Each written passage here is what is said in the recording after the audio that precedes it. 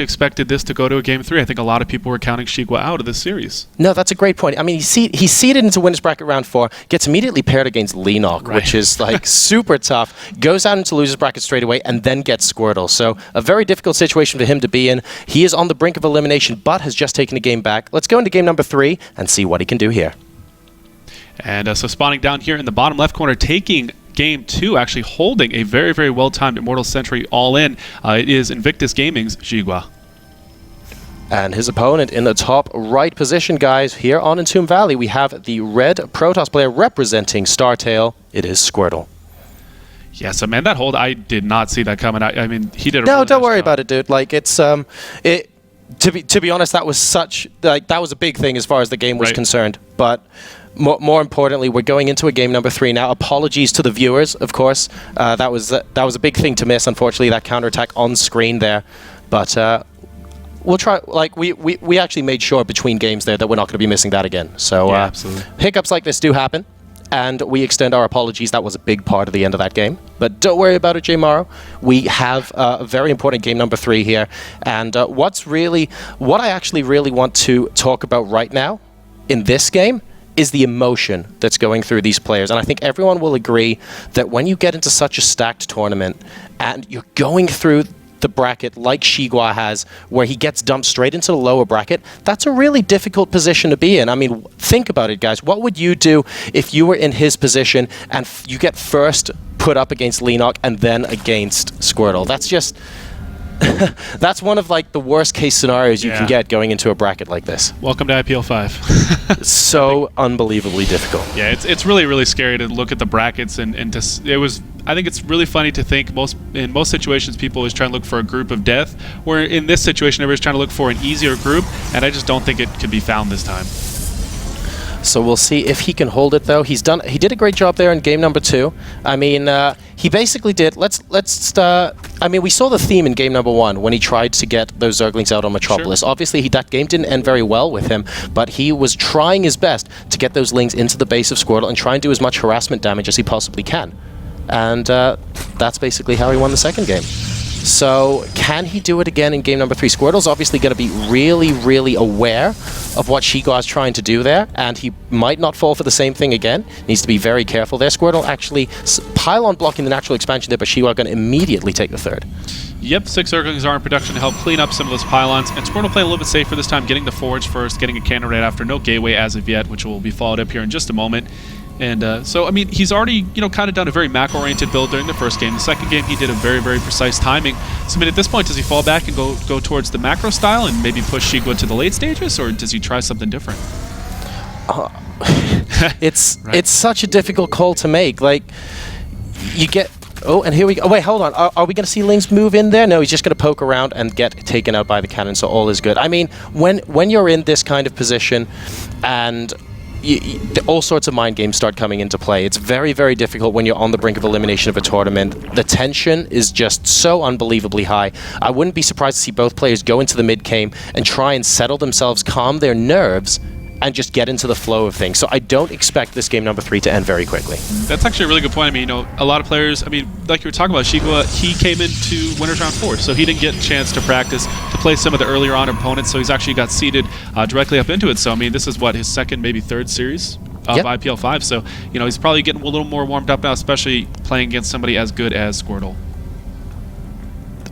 This is, yeah, we're going to have a little bit of downtime at the moment while these guys get set. The Queen immediately going towards the third base location. Don't forget, of course, the third base was put up before the natural, thanks to that pylon block there. He's going to start working away a little bit at the rocks, actually moving those Lings away. Oh, to try and deny the scouting from Squirtle. Is he going to be able to do it? Good positioning, but it looks like he does just about get it down. Squirtle's not going to see anything other than the third hatchery has been taken, though. So no super useful information going on there. Just knows that XiGua is going into a pretty normal game, and we have got 2 gases being taken, this time at the third base. Yep, and XiGua tried to take map control as much as possible with these Zerglings. Of course, that's the best part of having them out. And look at this, Squirtle still doesn't even have a huge wall off here. It looks like the Stalker's going to head out to the west side and maybe get a little bit more scouting information, looking for a couple of Zerglings around the map. And right now, there actually is a pretty decent opening. Speed has not been started. And, like we were talking about last game, it looks like XiGua is going to delay his gas a little bit longer. And there we go. Actually, both of them are at the third base. He likes to move stuff around a bit. He does indeed. Well, don't forget, last game he took them at his natural, and of course he had to take his third base before his natural, so he will be grabbing that gas at his third base rather than his natural expansion at the moment, and he does immediately go up to that Roach Warren and Zergling speed simultaneously. Some Lings here just going to be scouting around the third base location of Squirtle, but they are going to get themselves trapped here. Sees that Squirtle's put a pylon down. Now, on Entomb Valley, we often see, of course, Protosses immediately wall off at the third base location with a bunch of gateways, and Squirtle's actually going to put down a pretty quick third Nexus here.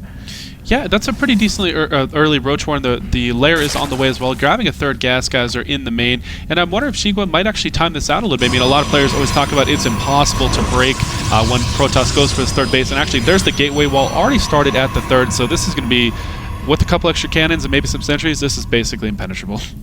Yeah, he should be completely fine there.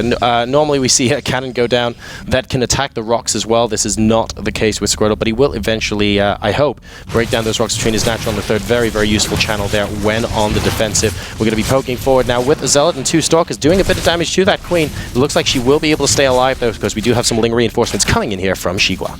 Yep, Zergling speed is not done, so these Stalkers will be able to return home without an issue. And so that Zealot does get taken out. A couple of Zerglings were taken out, forced a couple of extra larvae out of XiGua at this point in the game, which definitely hurts. You know, you want to try and get your drone count as high as possible. Yeah, for sure. And so it looks like now XiGua is going to try and take the map patrol back with his Zerglings. Speed is now done. And 3 more gateways coming up from Squirtle, now going to be completing that, I presume, as part of the wall off at the third base. There we go, Warp Gate about to start off. Some Lings going to be a little bit annoying, and Squirtle actually hasn't started work on those Destructive Rocks between his natural and the third, so he's going to have to walk the long way around if he wants to try and pick off those Lings. Just warping in a unit or 2 to keep those Zerglings at bay seems to be okay for now. Surprisingly, he really hasn't started working on those rocks yet, so I mean, it's going to be really hard to defend that third base. There we go, Twilight Council and Robotics Facility started at the same time. XiGua taking a fourth that's already halfway done, but Squirtle is already way ahead of this. He's already got 2 pylons in great position to warp in units. Ooh, but it looks like XiGua might actually spot them here. Oh, he's coming very close with these Lings. He's I love that he's spending all this time patrolling with his Lings, although unfortunately he hasn't spotted the pylons yet. Maybe he will soon. There's another group of Lings. Are they going to go up the ramp? Yes, they do. Okay, so XiGua will be spotting these pylons here, and he will know that those warp-ins can take place. And, oh, a very good warp-in for the Zealots, though, being quite cost-effective against those Lings. The problem is there was 10 Roaches in production just a moment ago, so those are going to head across and probably defend that in just a moment here, but not before Squirtle can move across the map with quite a huge force. There's no Immortals on the field, I don't think. Yeah, it's just a very, very gateway-oriented push. There's 3 in the main. I believe it's up to actually 9 gateways now. Yeah, that's right, Jay. He's going for a very gateway-heavy push here. The robotics facility only just finished for Squirtle. And we actually have the Roaches here getting trapped a little bit. Good burrow there, banking on no Observer being with this army. And of course, there isn't. The robotics facility only just completing. Squirtle actually going straight up to Blink and +2, I believe. Yep. So he is not going to have an Observer with the army for a little while, only now about halfway through production. Yep, Chrono boosting out +2 as quick as possible, and now the sentries are trying to return home, but look how many Roaches are here. Of course, these are speed Roaches with burrows, so he can actually get away if he needs to at the last moment, but he might actually just push on the third, try and break down this wall, and now the rocks are dead, so Squirtle can wiggle a little bit between the natural and the third, and here we go, looks like XiGua is moving in. The sentries are just starting to come around, so they can force that out, but XiGua has not pushed forward yet. Are the sentries in range to get some force fields? Yes, they are, and actually pincing off just a couple of them. There's the burrow. Observer is in range, I believe. Yep, it's there. Yeah, so he's able to actually pick off those Roaches that are burned, heading over to the natural, starting to target fire a bit, and XiGua actually at 150 supply is not able to break either ramp, just kind of ping-ponging back and forth, and now he's forced to return home. Yeah, he's trying very hard to break the front of Squirtle there, see if he could split up the forces of Squirtle, but sadly, Squirtle did a great job of just keeping a couple of Stalkers at the third base location and then continuing to attack in to XiGua's attacking force at the natural. So he held that really, really nicely. Now as Immortals coming out, and of course he just finished his Robotics Bay as well. Extended Thermal Lance immediately starting there, and we're going to go up to a Colossus endgame. Yep, it looks like XiGua actually opted to go straight to Hive. Spire is just about finished, and he's getting upgrades pretty quickly here, and it looks like this game he's actually going to start getting Infestors. So apparently he got the word on Infestors a little bit. He certainly did. So we're going into a little bit more of a regular composition here going into the endgame. Squirtle currently a 136 supply versus the 162 of XiGua here. And map control definitely favoring XiGua as it currently stands. He has gone and taken his 4th and 5th bases as well. So his economy is going to be feeling very healthy, but Squirtle is slowly amassing that Protoss death ball where he will be able to move down the map and try and take a couple of bases off of XiGua there. You know, I feel like Squirtle might be making a small mistake here. He's just kind of sitting back and letting XiGua do whatever he wants. He's already getting his hive up. There's 10 Spine Crawlers in production, so he's going to have very, very good stagnant defense. And as well, he's going up to Broodlords right now. He's already got his Greater Spire started, and the only thing he really has to defend right now is roaches. And the 4th base from Squirtle actually being denied for quite a long time there, thanks to the presence of a single Zergling. A lot of cannons being put down right now to try and kill it off. We don't have an observer with the army as it currently stands, so that 4th is actually going to get delayed by a fair bit. There we go. Finally spotting and taking out that Zergling, so the 4th will go down for Squirtle. And +1 air weapons has started for Squirtle as well as he gets his first starport, and there's the fleet beacon as well. So Squirtle looks like he's going to head straight up to a mothership, maybe even go towards maybe a bigger air force, just because, you know, we're getting +1 right now. That's entirely I mean, we have that +1 air weapons is really sort of looking towards the long run. I wonder if he's thinking about a transition into carriers. We'll have to see. XiGua, though, he's actually looking quite healthy out in the middle of the map. I mean, all 5 of his bases are mining right now. He has a good number of Spine Crawlers up on the wall. He's got some Infestors out too. So if he spots this army coming from Squirtle, which admittedly I don't think he does at the moment, he might be able to deal with it effectively. Oh, this Roach run by, though, forcing the entire army back. That's a great decision from him. Yep, going to get a couple extra Stalkers here, but the cannons should be able to clean this up, especially since the remaining army of Squirtle is going to head back home. This full wall, man, it's just not going to happen. And looks like just an observer flying around, scouting around to see what is going on. 5 more Corruptors, or excuse me, 5 more Spine Crawlers are in production, Adrenal Glands, and there's the starting of the Broodlord army. All right, so the Broodlords are going to be coming out here at the 16-minute mark. Things I have to say, neither side has really harassed the other too much this game. In fact, we have Squirtle going up to take a 5th base of his own right now behind this attack, and if he's on equal bases going too much longer, that's going to be okay for him too. But XiGua is prepared with Infestors and Broodlords in this army. Has to be very, very careful. Good fungal there, picking off the observers. Yep, a couple of drones are getting picked off by a group of Stalkers, but the majority of Squirtle's army has headed back home in the center of the map, and it looks like Mothership has been started halfway down, and +2 ship weapons started right after +1 finished. Wow. All right, then. So we also have +1 armor coming out. That's, of course, going to help a fair bit. Adrenal Glands is nearly complete, and but both sides are very standoffish, actually, in this game number 3. And again, that comes into what we were talking about earlier. There's a lot on the line. There's a lot of tension in these games, J. Morrow, and a lot of mind games coming out here as well, because neither player really wants this to be their last game at IPL 5. And Squirtle is just doing a little bit of showing off here, just getting some carriers out on the field. He's already got +2 halfway done. This is going to be pretty exciting, actually. I was hoping when he said something about carriers, but I didn't want to get my hopes up too high. We do have 3 more Stargates on the way, getting +2 again.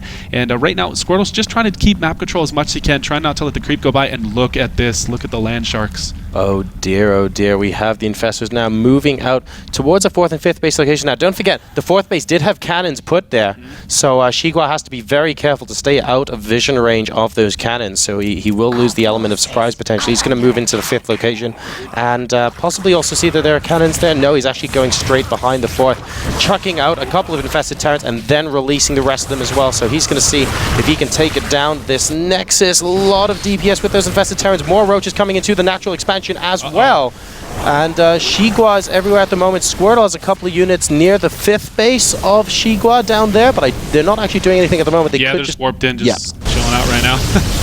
And, well, he actually does. Yep, the 4th base goes down to the infested Terrans, and we have a couple of units in the main and the natural as well. So XiGua is doing a great job of multitasking here, and he should have seen the Stargate transition out of Squirtle, I think. Yep, absolutely. And we do actually, or the first carrier is going to hit the field right now, and there we go. It looks like he's actually going to start hitting the 5th base of XiGua. Did he actually blink over the gap there, it looks like? Yep. And so he started firing down the gas geysers, which is very important at this stage of the game. This is fresh gas for XiGua. His mine and natural are going to start getting mined out, and so he needs as much gas as he can possibly get his hands on. Yeah, you're completely right. I mean, he's going up to 1,000 minerals and only 300 gas right now. So going into the late game, you want to make sure that that gas production is continuously there. And there are still units in the natural expansion for XiGua on Squirtle. He's doing a great job. Let's take a look at how many workers have actually been killed here. 19 versus 10, so not a catastrophic amount so far. But XiGua's map presence at the moment has just been all over the place. Yeah, I really like this burrow play from XiGua. He's been using it from the start to the finish of the game. A ton of Zerglings are running by right now. +2 on them with Adrenal Glands. +3 is just about to finish. May be able to target down one of the new Nexus. Actually, both of them are getting targeted down here. Very nicely done by XiGua. He's actually trying to get a full surround here, killing a ton of probes here. May actually get a grip on the Nexus. This Nexus is going to fall very, very quickly, and he's going to try and burrow again. Yes, he is. I really like this burrow play from XiGua. He's really trying to abuse the fact that his opponent doesn't have observers everywhere on the map. I think those burrowed lings, though, are going to get taken out at that top base. Oh wow, there's actually still no observer here, wow. But it's being camped out. We have another bunch of lings moving out towards the right-hand side of the map. In the meantime, there was 6th base is actually getting that'll have to get cancelled there from XiGua against that Zealot Warp in, and now the carriers apparently they do really well against Zerglings, Jmaro. Yeah, exactly. They're going to tear them apart very quickly, but not before they can do a little bit of damage. More probes are being taken out right now, up to 32 probe kills. It looks like the units in the natural are trying to do a little bit more damage as well, but it looks like Squirtle's going to clean it up. And again, we have, in the 5th base location of Squirtle, everything is going on right now. Another nice burrow there. We need to see, Squirtle needs to deal with these a little bit better. He's actually being pulled in quite a few directions, but he is hanging on very, very well.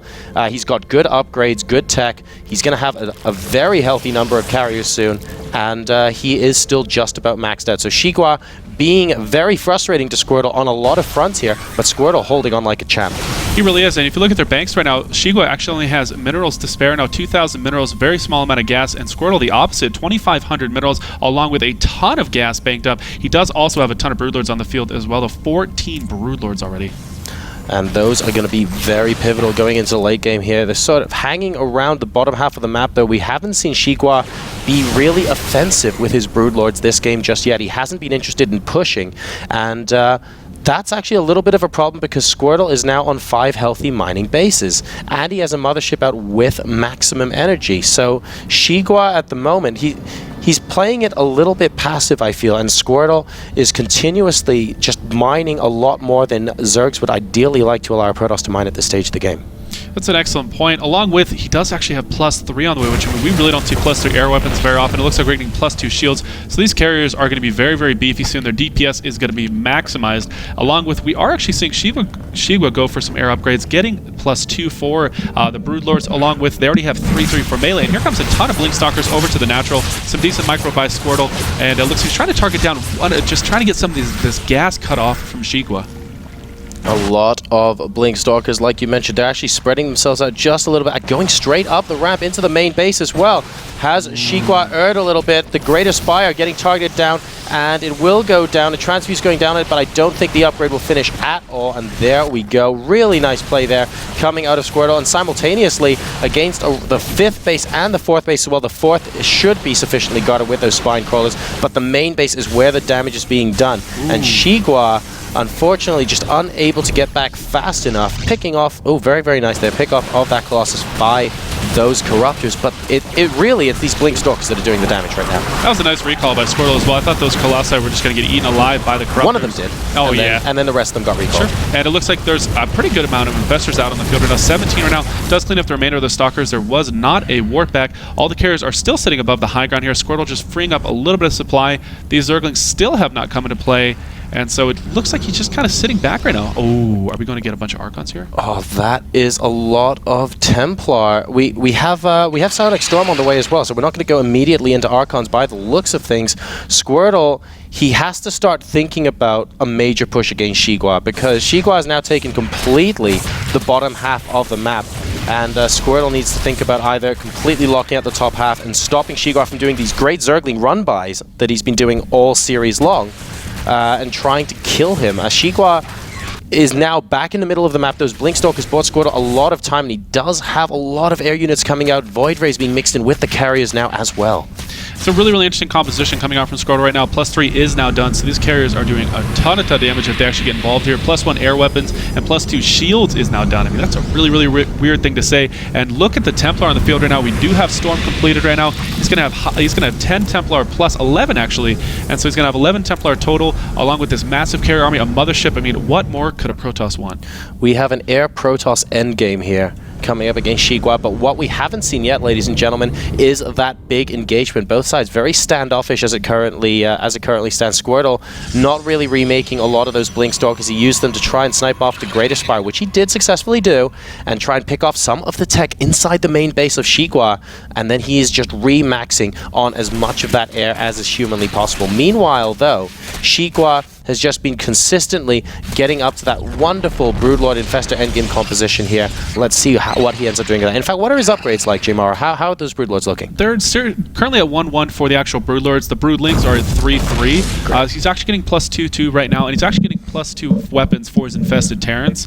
But, you know, I really like this from XiGua. He's actually using his Broodlords quite well, just kind of maneuvering them back and forth, picking off anything he could possibly get his hands on. But, I mean, like you said, he really has cut the map in half. He's on so many bases right now that his bank is going to start maxing out 3,500 gas. That is so much gas to have, especially for a Zerg army to rebuild. Yeah, that's a great place for him to be.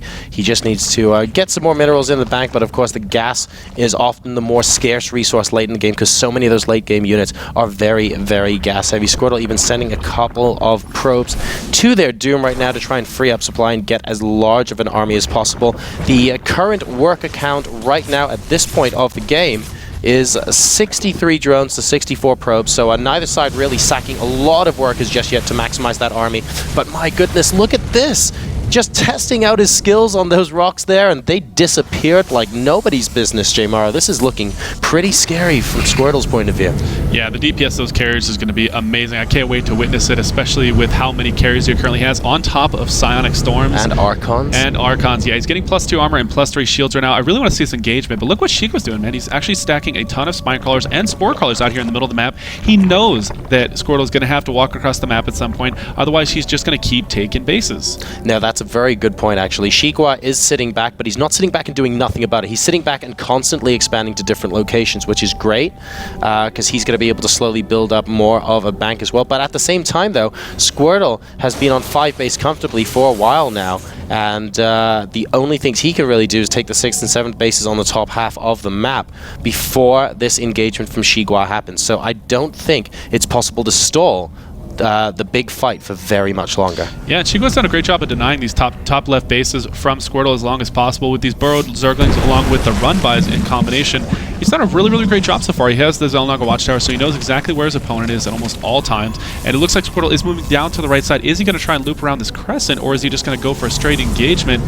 It's really hard to say what's going on in Squirtle's mind right now. The creep spread from XiGua has now started to really come into really good play in the center there, especially with their Spine Crawlers and Spore Crawlers out and about. He has complete control of the center of the map, and Squirtle is forced to move down to this right-hand side. And XiGua sees this. Now let's see what he chooses to do. It looks like he's going to be moving straight towards the base of Squirtle, and he is intent on just going for a base trade scenario. A lot of blue dots going towards a 4th base location now as Squirtle picks apart the bottom right. Here come the Broodlords, and that 4th base is not long for this world. And Squirtle actually just sitting idle. There's the recall back home, and where did his units end up recalling? Over here to the top left base. Looks like everything is very, very well gripped up. There's the Psionic Storms going down. The High Templar are moving forward. Are they going to be able to land the storms that they need to? It doesn't look like it. XiGua pulling back here. Did lose 1 base. Looks like Squirtle did retain his 4th base, and now they're just kind of falling back into this passivity again. Yeah, unfortunately, Squirtle not able to get the storms off that he wanted. They were effectively preemptive at that point. He wanted to make sure that XiGua wasn't continuing to advance,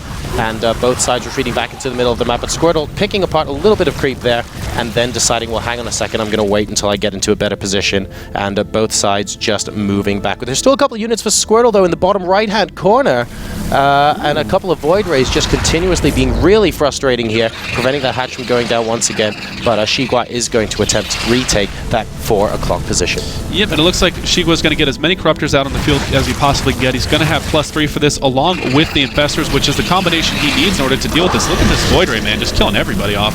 Up to 8 kills before he does finally get taken down. And it looks like XiGua's just going to sit in the middle of the map. 23 Infestors, 15 Corruptors with +3/3. And those Infestors have so much energy as well, Jmaro. Yeah. Like, that... If that energy is used really, really well, that's going to be fantastic for XiGua. But Squirtle's army still has such a high amount of DPS. Very, very scary there, especially with the splash damage from those storms and those Archons.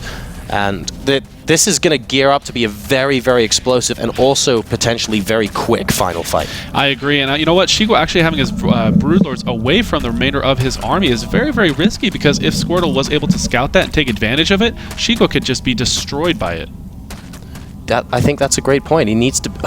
I mean, both sides have really good chances to win this game. And let's not forget, of course, that there are enough Archons that a really good Vortex from Squirtle could do a crazy amount of damage to XiGua as well. But there's so much energy on the Infestors that if XiGua spreads them right and gets a lot of good shots off, it could also be really... It could go either way at this point. Both sides have close to their dream armies as a hatch does fall in the 4 o'clock position now. XiGua coming back with the Infestors, and oh my goodness, that is going to be very quickly dealt with there. Yeah, look how many Infestors are here right now. XiGua doing a great job still denying this top left bases, but it looks like finally Squirtle is going to be able to take them. And then at that point, he is going to be close to 10,000 resources after he starts mining off this at 6,000 minerals and 5,000 gas right now. And this poor little Broodlord is going to get destroyed. So we're actually in a situation right now where, interestingly, if this game goes on for too much longer, because XiGua has actually been mining for so long, once he uses his bank, there aren't too many bases for him to mine from. Whereas Squirtle has been denied those top left bases for so long, I think, that he's going to continue to be able to mine.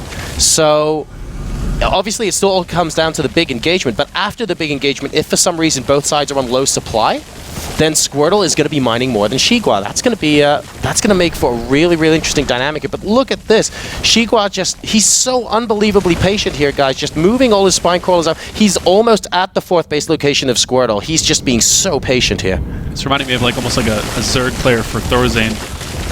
The Zerg Thorazane. Like, that's true, man. He is the Spoon Zerg right now. Yeah, he's doing a very good job on it. And Squirtle going along this right crescent again, just trying to take out these bases, but unfortunately XiGua did not retake this base. But look at this, man. He's just going to hop his way all the way over to the 4th, 5th, and 6th bases of Squirtle. And it looks like Squirtle is going to push down to the bottom right here, trying to take out a couple more bases.